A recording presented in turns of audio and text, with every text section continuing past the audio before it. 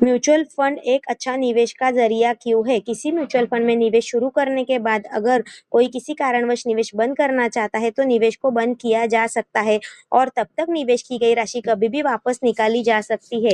अगर निवेशक को अचानक पैसे की जरूरत आ जाती है तो म्यूचुअल फंड के यूनिट्स बेचकर वो पूरी की जा सकती है और अगर निवेशक यूनिट्स नहीं बेचना चाहता हो तो उसे गिरवी रखकर उसके बदले लोन लिया जा सकता है।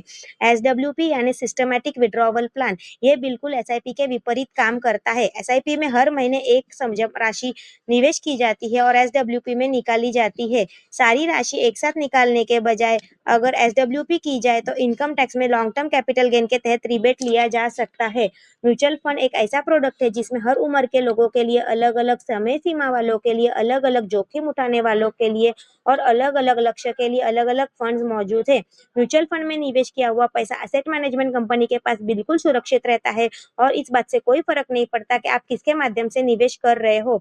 आप अपने किए गए निवेश को IMF सेंट्रल ऐप के द्वारा जांच सकते हो। म्यूचुअल फंड में किए गए सारे निवेश SEBI के द्वारा नियंत्रित किए जाते हैं। वीडियो देखने के लिए धन्यवाद। अधिक जानकारी के लिए संपर्क करें।